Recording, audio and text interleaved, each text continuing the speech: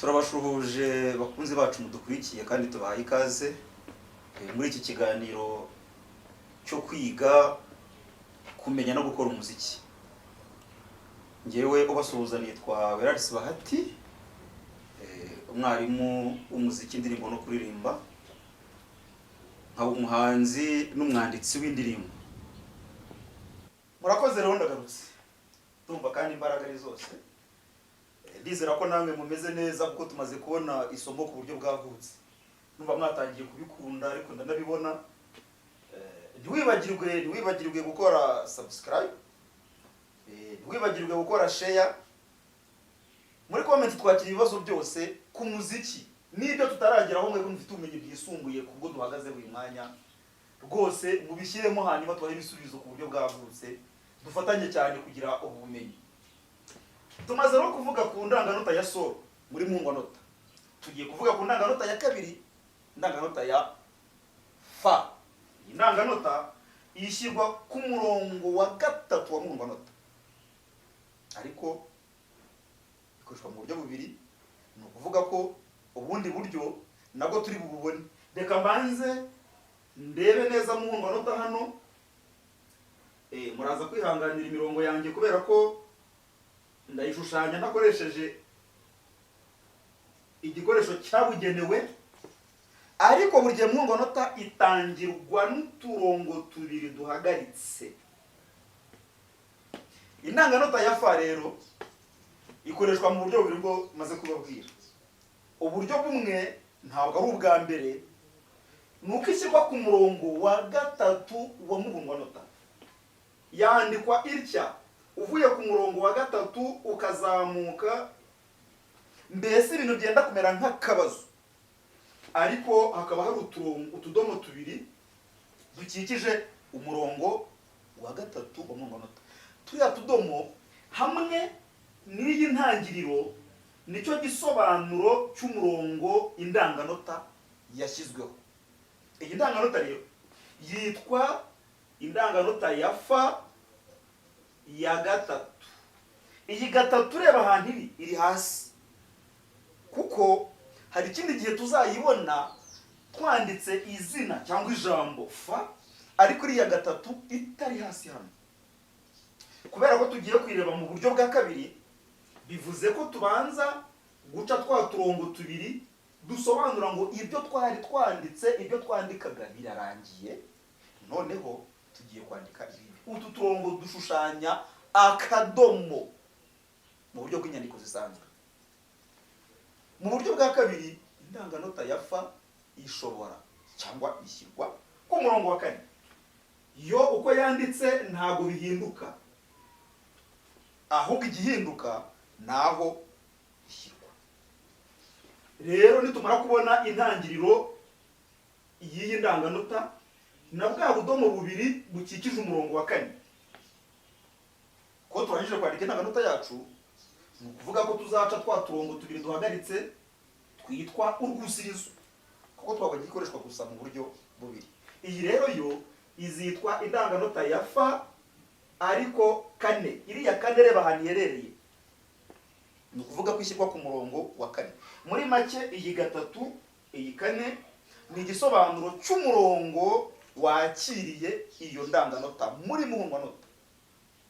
Noneho rero niba indanganota ari ikimenyetso gishyirwa ku ntangiriro ya buri mpungwanota, buri gihe ku murongo kigaha izina ryacyo, inota ryanditse ku murongo gifunguraho. Kuvuga ko uyu murongo wa gatatu wakiriye iyi ndanganota ya fa yitwa fa gatatu, niwe uri bujyeho inota ryitwa fa. Ni ukuvuga ko iyo ndanganota ya fa yahaye izina ryayo inota ryandikwa cyangwa ryanditse kuri uwo murongo. Noneho nitumara kubona aho inota ryitwa fa igiye, dushingiye ku ntondeke y'amanota nk'uko tugiye kuza kuyabona mu bice bizokurikiraho, turamenya amanota ari hejuru y'umurongo wa gatatu, tumenye n'amanota ari munsi y'umurongo wa gatatu. Icyo gihe nituyikoresha indanganota ya fa ya kane iri ku murongo wa kane, bizaba bisobanuye ko inota rya fa, inota rifite izina rya fa ryashyizwe ku murongo wa 4. Iyi nota rifite izina ry'indanganota nk'uko igisobanuro cy'indanganota cyangwa ikirango cy'indanganota kibivuga. Tumaze kumenya aho fa yagiye, dushobora kubona amanota ari hejuru yayo cyangwa se ari hasi yayo dukurikije intondeke y'amanota mu buryo busanzwe. Wowe udukurikiye ndakwibutsa gukora subscribe kuko ibi bintu bikenewe n'abantu benshi nawe urimo. Hanyuma ukore share. Ntiwibagirwe comment aho udasobanukiwe, turahari kugira ngo tugufashe. Hanyuma ubumenyi tubusangire kugira ngo turebere indanganota ya do cyangwa ya ut. Ni mu nkundire banze nongere nshaka imbaraga, ndagaruka mu kanya dukomeze. Murakoze nanone ndibwira ko subscribe, comment, like ibintu bimeze neza. Utarabikora uramenye utaza kugira ibyo wihererana kandi tubikeneye turi benshi. Niyo mpamvu twaje. Tumaze kuvuga indanganota ebyiri. Ndifuza ko mukurikira neza kuko tugeze ku rwego rurimo imbaraga. Indanganota ya so, indanganota ya fa. Tumaze kubona indanganota buriya ebyiri zikoreshwa mu buryo butatu butandukanye. Noneho tugiye kureba indanganota ya do cyangwa se ut. Aya mazina yombi yitwa ikoreshwa mu buryo burenze bune, ariko twe turagarukira ku buryo bune. Buri gihe mbere yo kwandika indanganota tubanza kugira muhundwanota. Niba mubyibuka uko isomo ryatangiye, uko isomo ritangira, tuvuga ko muhundwanota ariyo yandikwamo ibintu byose byandikwa mu muziki. Bivuze ko nta muhundwanota rero ntacyo dushobora kwandika. Ntacyo twanditse muri muhundwanota, ntacyo twasoma. Turabanza n'ubundi gukora muhundwanota yitwa nyamuziki. Nyaboneka nutongeraho nyamuziki uzasanga ukoze muhundwanota yo mu Gishinwa. Bizaba bikureba rero, nubwo Igishinwa tuzakiga ariko uyu mwanya turi mu muziki. Muhundwanota itangirwa n'uturongo tubiri duhagaritse ku ntangiriro. Hanyuma indanganota ya do cyangwa ut ikoreshwa mu buryo burenze bune. Nabisubiyemo kenshi, twe turareba bune. Duhereye ku ndanganota ya ut ishyirwa ku murongo wa mbere wa muhundwanota. Mukurikire aka kantu kukandika ntabwo koroheje, nabanje kugira imirongo ibiri imeze kuri iyi. Hanyuma nshyizeho akantu kameze gake. Noneho nshyizeho akandi kameze gatya. Noneho nshyizeho n'akandi kameze gatya. Umurongo indanganota yashyizweho ugomba gucamo hano hagati. Ibyo ngibyo ni itegeko. Nudacamo hagati ubwizabira ahandi hantu. Kuko indanganota ishyirwa ku murongo buri gihe, nishobora kujya mu mpuzamirongo. Iyi ngiyi yitwa do ya mbere, iriya rimwe ikaba ivuga umurongo wa mbere. Uvuga ngo indanganota ya do yashyizwe ku murongo wa mbere. Nababwiye ko uyu mubare uri hasi, kuko hari igihe tuzawubona uri hejuru uvuga ikindi kintu kitari indanganota. Iyo turangira kwandika indanganota duca uturongo tubiri. Bivuze ko ibyo twandikaga birarangiye. Kandi uko birangiye dushobora gukomezaho ibindi. Tugiye gukomeza aho tujya ku ndanganota ya do cyangwa ya ut ishyirwa ku murongo wa kabiri wa muhundwanota. Ikimenyetso cy'indanganota ntabwo gihinduka, ahubwo igihinduka ni umurongo ishyizweho. Niba wakurikiye uko nanditse indanganota ya ut ku murongo wa mbere, uraza gusanga ariko nyanditse ku murongo wa kabiri. Ariko iyi igiye ku murongo wa kabiri nyine, ikazitwa do cyangwa ut kabiri. Iyi kabiri iravuga ko iyo ndanganota ya do cyangwa ya ut ishyirwa cyangwa ishyizwe ku murongo wa kabiri wa muhundwanota. Ibyo twandika iyo birangiye buri gihe muri muhundwanota nyamuziki duca imirongo ibiri ihagaritse.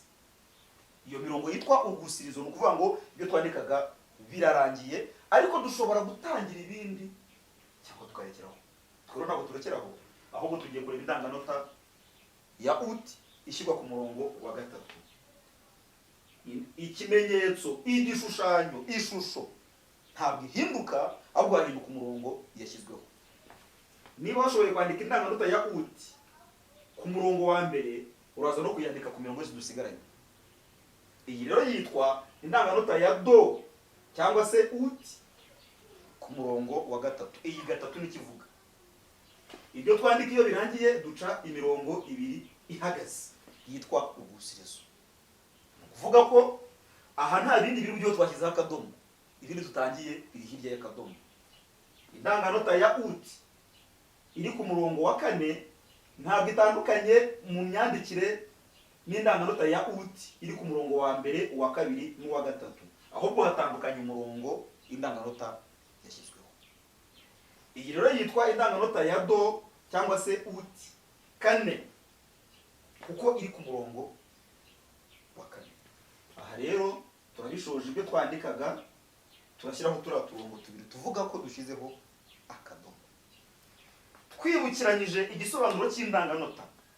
Ni ikimenyetso gishyirwa ku ntangiriro ya buri muhundwanota buri gihe ku murongo, kigaha izina ryacyo inota ryanditse ku murongo cyashyizweho, bikaduha ubushobozi bwo kumenya amanota yandi yanditse hejuru yaryo, hejuru y'uwo murongo, cyangwa hasi yaryo, cyangwa hasi y'uwo murongo, nyine buri gihe twifashishije uwo murongo washyizweho iyo ndanganota. Aha rero bisobanuye ko hamwe n'indanganota ya do ya mbere, inota rizaba riri kuri uyu murongo uko ryanditse uko ariko kose rizaba ryitwa do, rizafata izina ry'indanganota. Igihe twakoresha indanganota ya do kabiri, inota riri kuri uyu murongo uko ryaba risa kose, uko rireshya, uko ringana, rizafata izina rya do kubera ko riri ku murongo washyizweho indanganota yitwa iya do. Inota rizaba riri ku murongo wa gatatu mu gihe dufite indanganota ya do ya gatatu, niryo rizafata izina rya do. Inota rizaba riri ku murongo wa kane mu gihe twakoresha indanganota ya do ya kane, niryo rizaba rifite izina rya do. Tumaze kumenya aho izina rya do riri, inota ryitwa do, tugiye kureba mu ntondeke y'amanota asanzwe uko amanota akurikirana, turaza kumenya inota riri hejuru y'umurongo wa kane, tumenye n'iriri munsi y'umurongo wa kane uko rero baryitwa.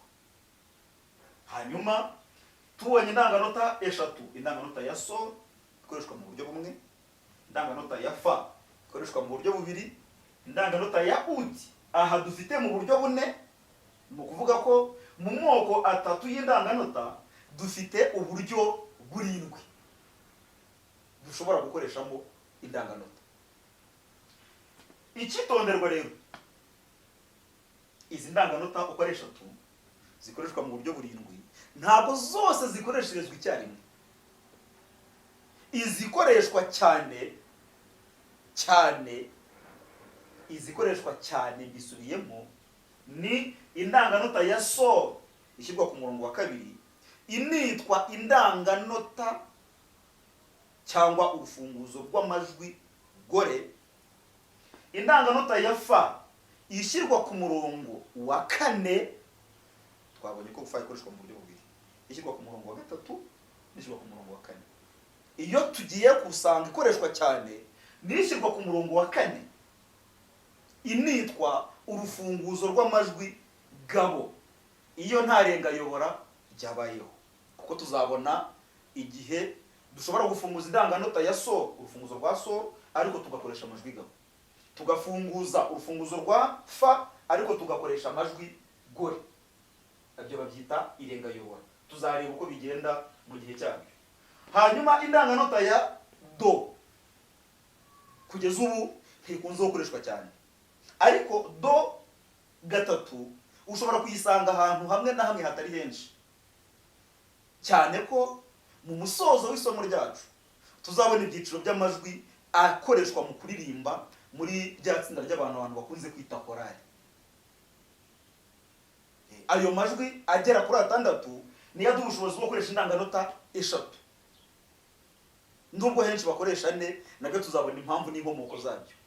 Ni ukuvuga rero ko iyi ndanganota ya do ubusanzwe ikoreshwa ku byuma, ku bicurangisho bitandukanye, ariko yanakoreshwaga cyane mu muziki witiriwe Mutagatifu Gregwari.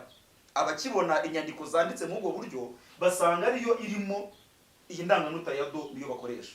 Twero tuzakoresha cyane indanganota ya so ku murongo wa 2, indanganota ya fa ku murongo wa 4, rimwe na rimwe n'indanganota ya do ku murongo wa 3.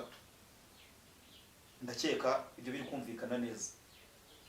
Uriya rero utarakora subscribe ntabwo uzi icyo wagutegereje. Ubuze abantu barindiriye ko ubohereza utwo tuntu. Share vuba vuba. Noneho rero ikibazo cyose wari ufite kubyo twavuze, kubyo tutaravuga, wowe waba usanzwe uzi mu bundi buryo, cyangwa se kubyo twavuze ariko utumvise neza, comment. Hanyuma ntibagirwe like. Ibyo bintu biradufasha cyane. Dusangire byose mu bumenyi, mu muziki. Imumundire numva umuhogo wumye ariko ntabwo ntinda nahita ndagaruka vuba kugira ngo turebe aho isomo rigeze. Namwe ntimujye kure.